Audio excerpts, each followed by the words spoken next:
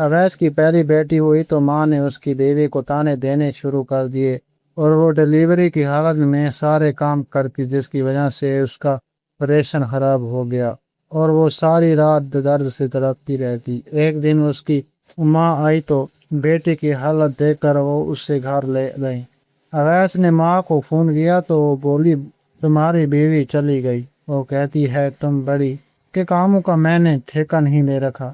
یہ سن کر اویس آگ بگولا ہو کر سیدھا سسرال گیا اور سامنے کا منظر دیکھ کر اس کی روح دھڑک اٹھی، کیونکہ اٹھ جاؤ مہارانی، سب کے لیے کھانا بناؤ، دھونے والے کپڑے کا ڈھیر لگا کر پڑا ہے اور تمہیں کسی بات کا ہوش نہیں ہے۔ بیٹی پیدا کی ہے، کسی پر کوئی احسان نہیں کیا، نازک ایسے بن کر بیٹی ہو جیسے نہ جانے کتنے بیٹی کو جنم دے دیا ہو۔ بھائی ہماری طرف سے صاف بات ہے، بیٹی پیدا کرنے کے بعد ہم تمہارے ناز نخرے نہیں اٹھائیں گے۔ کمال اپنی ننھی سی بچی کو سلا کر ابھی لیٹنے ہی لگی تھی کہ ماں اس کے سرہانے آ کر کھڑی ہو گئی۔ ان کی آواز میں سختی اور لہجے میں ناراضگی صاف جھلک رہی تھی۔ دوپہر کے 2 بج رہے تھے، موسم بہت زیادہ گرم تھا، کمرے میں پنکھا چلنے کے باوجود حبس سا محسوس ہو رہا تھا۔ کمال کا جسم ابھی تک کمزور سے کانپ رہا تھا، وہ ساری رات بچی کو سنبھالتی رہتی تھی اور تھوڑی دیر کے لیے آنکھ لگانے لگی تھی، مگر ماں کی آواز نے اسے چکا دیا۔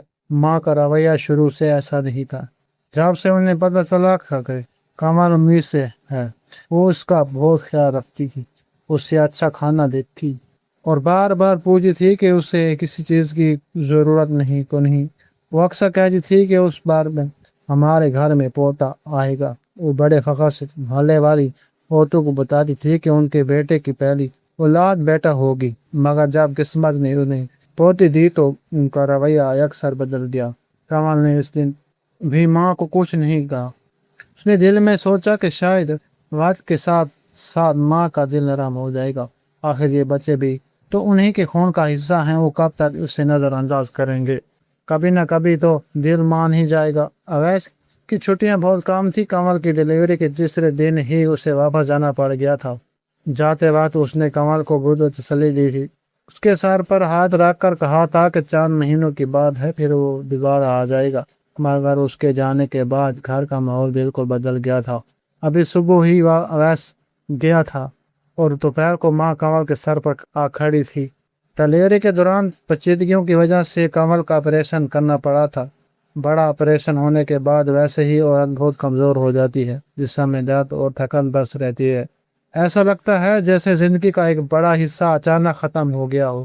مگر ابھی تو اس کے آپریشن کو چند ہی دن ہوئے تھے۔ ماں کی بات سن کر کمال خاموشی سے اٹھ کھڑی ہوئی، اس کے قدموں میں شدید درد تھا، پیٹ میں کھچاؤ کی وجہ سے سسکیاں نکل رہی تھی، مگر اس نے لب نہیں کھولے۔ آہستہ آہستہ چلتی ہوئی کچن میں گئی اور کام شروع کر دیا۔ چولہا جلایا، آٹا گوندا، سالن گرم کیا، برتن دھوئے۔ اب حال یہ تھا کہ کمال صبح سے شام تک دھیرے دھیرے کاموں میں لگی رہتی تھی، اس کے ہاتھ مسلسل حرکت میں رہتے تھے، کبھی جھاڑو لگاتی، کبھی برتن دھوتی، کبھی کپڑے دھوتی اور ساتھ ہی اپنی ننھی سی بچی کو بھی سنبھالتی۔ وہ بچی ابھی بھی بہت چھوٹی تھی، بار بار دودھ کے لیے روتی تھی، کبھی گود مانگتی، کبھی نیند میں چونک جاتی۔ کمال اسے سینے سے لگا کر دودھ پلاتی اور پھر دوبارہ کام میں لگ جاتی۔ یہ سب اس کی ہمت تھی کہ وہ اتنی تکلیف کے باوجود گھر کا سارا بوجھ اٹھا رہی تھی۔ آہستہ آہستہ اس کے جسم سے پسینہ بہنے لگا، گرمی اور تھکان کی وجہ سے اس کا چہرہ زرد پڑ گیا۔ آپریشن کے ٹانگوں میں کھچاؤ پڑنے لگا، کبھی کبھی تو یوں لگتا جیسے پیٹ میں بھی کسی نے آگ بھڑکا دی ہو، مگر وہ خاموشی سے کام کرتی رہی۔ 10ویں دن جب ڈاکٹر کے پاس ٹانکے کھلوانے کے لیے گئی تو ڈاکٹر نے اسے دیکھتے ہی سختی سے ڈانٹا۔ ڈاکٹر نے حیرانی سے پوچھا کہ کیا وہ آرام نہیں کر رہی، کیا وہ بھاری کام کر رہی ہیں؟ کمال خاموش کھڑی رہی، اس کے پاس کوئی جواب نہیں تھا۔ ڈاکٹر نے سختی سے کہا کہ آپریشن کے بعد اس طرح کام کرنا خطرناک ہو سکتا ہے، زخم خراب ہو سکتے ہیں اور انفیکشن بھی ہو سکتا ہے۔ انہوں نے اسے بہت سے احتیاطیں بتائیں اور کچھ دوائیاں بھی لکھ کر دیں، مگر جب کمال گھر آئی تو ماں نے وہ دوائیاں لے کر دینے سے صاف انکار کر دیا۔ انہوں نے بے پرواہی سے کہا کہ اتنی سی بات پر دوائیاں کھانے کی کیا ضرورت ہے؟ ہماری ماں اور دیواروں نے کون سی دوائیں کھائی تھیں؟ وہ بھی تو بچے پیدا کرتی تھیں اور اگلے ہی دن کام پر لگ جاتی تھی، نہ اسے دوائیاں دی گئیں اور نہ ہی کوئی آرام کرنے دیا گیا۔ نتیجہ یہ نکلا کہ چند ہی دنوں میں کمل کا آپریشن خراب ہونے لگا۔ زخم میں درد بڑھتا جا رہا تھا، کبھی کبھی اتنی شدید تکلیف ہوتی کہ اس کی آنکھوں میں آنسو آ جاتے، مگر وہ کسی سے کچھ نہیں کہتی تھی۔ اسے معلوم تھا کہ یہاں اس کے درد کو سننے والا کوئی نہیں۔ ماں پھر بھی اس سے مسلسل کام لیتی تھی، وہ صبح سے شام تک اسے کاموں میں لگائے رکھتی، کبھی کپڑے دھونے کو کہتی، کبھی صفائی کرواتی، کبھی مہمانوں کے لیے کھانا بنانے کو کہتی۔ کمل پوری رات درد سے تڑپتی رہتی، اس کے جسم میں جیسے آگ سی لگی رہتی، وہ کروٹ بھی بدلتی تو تکلیف سے کرا اٹھتی، مگر صبح ہوتے ہی وہ پھر سے کام میں لگ جاتی تھی۔ کبھی کبھی وہ اپنی بچی کو گود میں لے کر خاموشی سے بیٹھ جاتی، بچی کے نرم نرم ہاتھ اس کے چہرے کو چھوتے تو اس کا دل بھر آتا، وہ آہستہ سے اسے سینے سے لگا لیتی اور آنکھیں بند کر لیتی۔ ایک رات وہ سجدے میں گر گئی، اس کے آنکھوں سے آنسو مسلسل بہہ رہے تھے، وہ دل ہی دل میں دعا کر رہی تھی، یا اللہ بیٹیوں وہ تو تیری رحمت کہا گیا ہے، پھر میری بیٹی کے نصیب میں یہ دھتکار کیوں آئی، اس کی اپنی دادی سے نفرت کیوں ہے، یا اللہ ان کے دل میں میرے اور میری بچی کے لیے رحم ڈال دے۔ وہ ہر وقت رب کے حضور دعا کر رہی تھی۔ اسے معلوم تھا کہ اس دنیا میں اگر کوئی اس کی فریاد سن سکتا ہے تو وہ صرف اللہ ہے۔ ویس کے جانے کے بعد اس کی صرف ایک دو بار سے بات ہوئی تھی، وہ بھی یاد ہے۔ زیادہ تر ماں کی موجودگی میں اویس کی آواز میں بھی اب پہلے جیسی نرمی نہیں رہی تھی، آہستہ آہستہ وہ بھی ماں کی بات سے متاثر ہونے لگا۔ ماں دن رات اس کی مان لگتی رہتی کہ کمل نے بیٹی پیدا کی ہے، گھر کا نام آگے بڑھانے والا بیٹا نہیں دیا۔ اویس نے کبھی یہ جاننے کی کوشش نہیں کی کہ اس کے پیچھے گھر میں کیا ہو رہا ہے، اس کی بیوی کس حال میں، اس کی ننھی سی بچی کے ساتھ کیا سلوک کیا جا رہا ہے۔ وہ اپنے دل میں بیٹے کا غم لے کر بیٹھ گیا تھا، حالانکہ یہ ان کی پہلی اولادی شادی کو بھی اتنا عرصہ نہیں گزرا تھا۔ اگر اللہ چاہتا تو آئندہ انہیں بیٹا بھی دے سکتا تھا، مگر ناشکری انسان کو اندھا بنا دیتی ہے۔ اویس بھی اسی ناشکری کا شکار ہو چکا تھا۔ اس سے یہ نظر نہیں آ رہا تھا کہ اس کے گھر میں ایک ننھی سی جان آئی ہے جو اللہ کی بہت بڑی رحمت ہے۔ اسے یہ بھی نظر نہیں آ رہا تھا کہ اس کی بیوی کس تکلیف میں اور آزمائش سے گزر رہی ہے۔ کمل پھر بھی صبر کیے جا رہی تھی، اور وہ ہر دن اپنی رب سے یہی دعا کرتی کہ ایک دن ضرور آئے گا کہ جب سب کو اپنی غلطی کا احساس ہوگا، ایک دن ضرور آئے گا جب اس کی بیٹی کو بھی محبت ملے گی۔ اگلے کئی ہفتوں میں بھی کمل کے لیے اس عذاب میں گزرنے لگے۔ اویس دوسرے شہر میں کام کرتا تھا، اس کی ملازمت ایسی تھی کہ وہ 3-4 مہینے کے بعد ایک سال کی چھٹی لے کر گھر آ پاتا تھا۔ شروع میں وہ روز فون کال کیا کرتا تھا، مگر آہستہ آہستہ اس کے فون بھی کم ہوتے گئے۔ زیادہ تر ماں ہی اس سے بات کرتی اور گھر کی خبریں دیتی، کمل سے کبھی کبھار ہی مختصر بات ہو پاتی تھی۔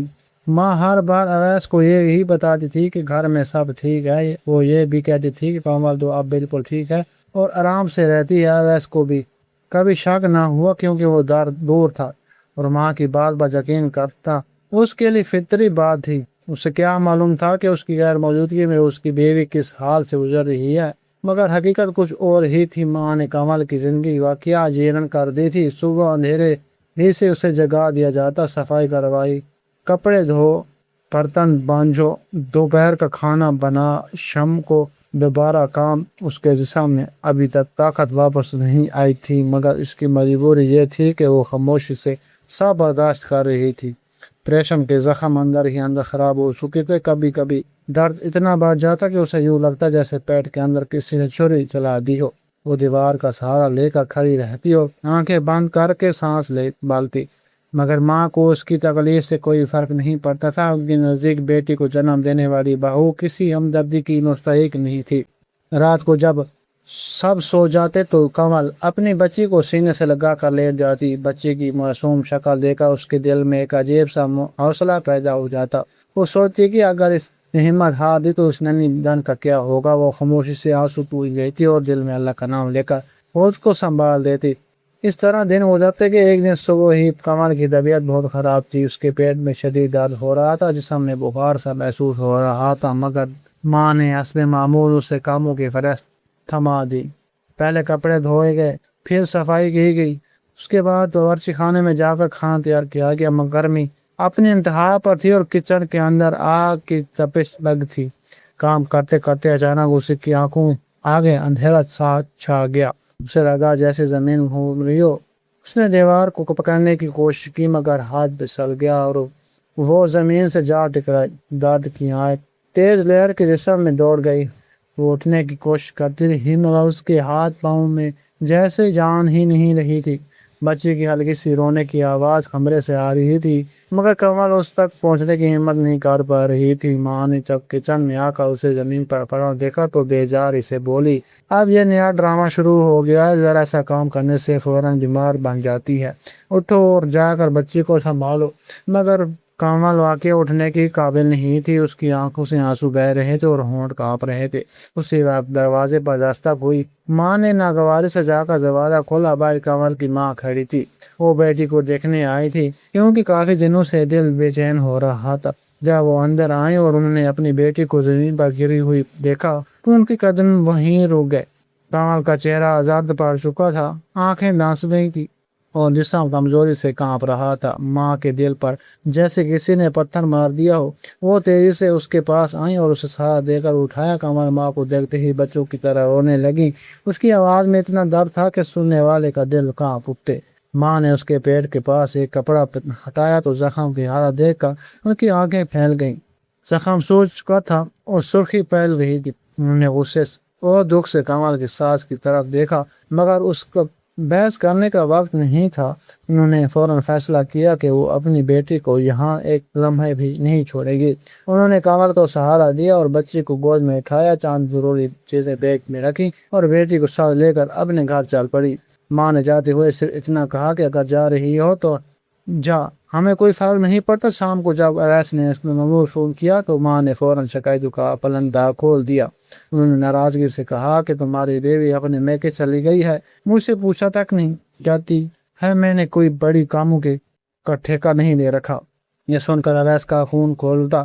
اسے لگا جیسے اس کی عزت کو ٹھیس پہنچائی گئی۔ اسے کمل سے ایسی امید نہیں تھی۔ اس نے غصے سے کہا، ماں آپ فکر نہ کریں، میں بھی آ رہا ہوں، میں خود پوچھوں گا اس سے کہ یہ سب کیا ہے۔ فون بند ہوتے ہی اس کا چہرہ غصے سے سرخ ہو چکا تھا۔ اس کے ذہن میں یہی خیال گردش کر رہا تھا کہ کمل نے اس کی ماں کی بے عزتی کی ہے۔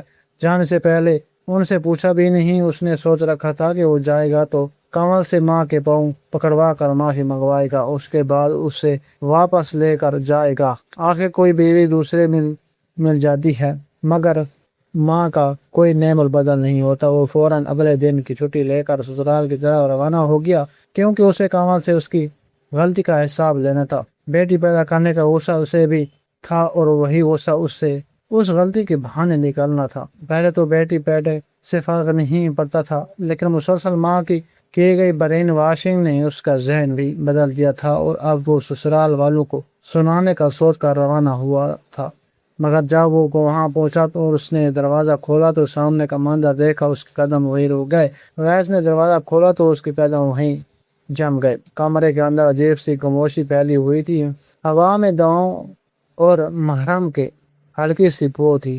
بستر پر کمل نیم بے ہوش کی حالت میں لیٹی ہوئی تھی۔ اس کا چہرہ زرد پڑ چکا تھا اور آنکھیں بندی ہوئی تھی۔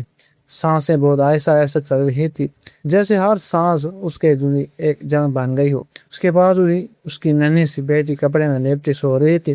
وہ اس کی دائیں سراہنے بیٹی مسلسل تسبیح پڑھ رہی تھی۔ اویس نے حیرانی سے اور بے یقینی سے چند قدم آگے بڑھائے۔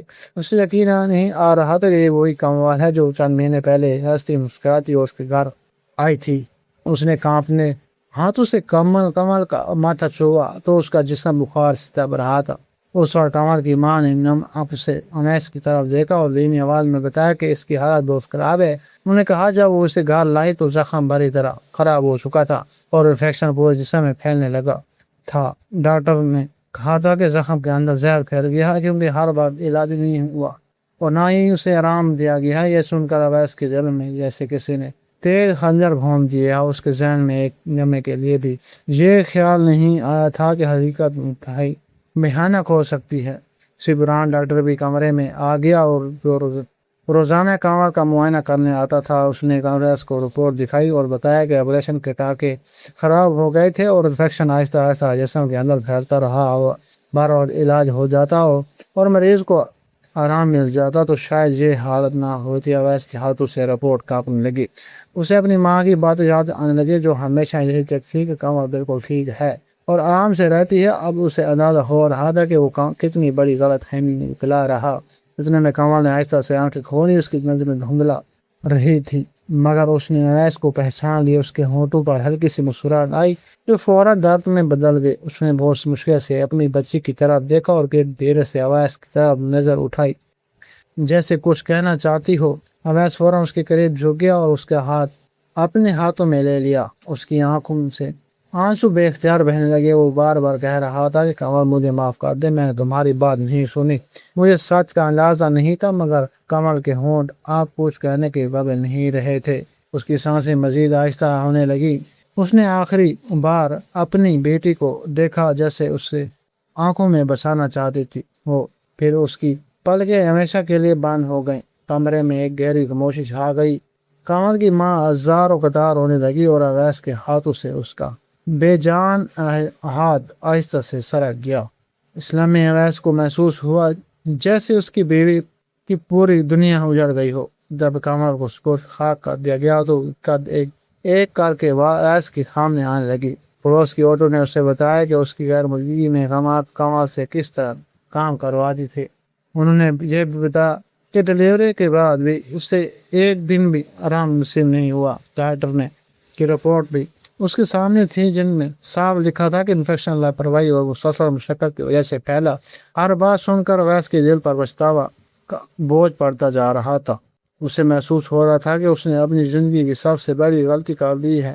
وہ اگر ایک بار آ کر حقیقت دیکھ لیتا تو شاید آج کل کمل زندہ ہوتی۔ چند دن بعد وہ اپنی ماں کے پاس بھی گیا۔ ماں پہلے جیسے مضبوط نہیں رہی تھی، ان کی آنکھوں میں بھی پچھتاوے کی سائے تھے مگر اب وہ دیر ہو چکی تھی۔ اویس نے خاموشی سے انہیں دیکھا اور صرف اتنا کہا، آپ نے مجھے سے میری زندگی چھین لی ہے۔ یہ کہہ کر وہ وہاں سے چلا گیا۔ ماں دروازے پر کھڑی رہ گئی اور انہیں پہلی بار احساس ہوا کہ انہوں نے اپنی ضد اور نفرت میں اپنا بیٹا بھی کھو دیا۔ اویس نے فیصلہ کیا کہ وہ دوبارہ پردیس واپس جائے گا مگر اپنی بیٹی کو ساتھ نہیں لے جائے گا۔ اس نے ننھی بچی کو اس کی نانی کے حوالے کر دیا کیونکہ وہ جانتا تھا کہ وہی اس کا سچا سہارا ہے۔ جب وہ جانے لگا تو اس نے اپنی بیٹی کو آخری بار گود میں لیا۔ بچی معصوم آنکھوں سے اس کا چہرہ دیکھ رہی تھی۔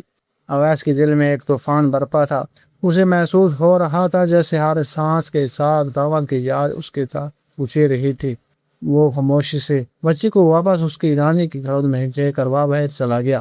اس کے بعد اس کی زندگی ایک لمبی سزا بن گئی۔ پردیس کی تنہا راتوں میں وہ اکثر چھت کو تپتے ہوئے سوچتا رہتا کہ اگر اس نے اس وقت اپنی بیوی کا ساتھ دیا ہوتا تو شاید آج اسے سب کچھ مختلف ہوتا۔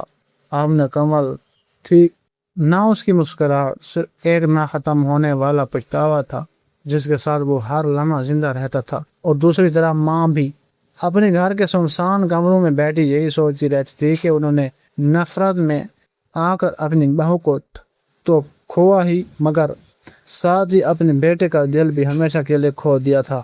اب دونوں کے حصے میں صرف پچھتاوا اور تنہائی رہ گئی تھی۔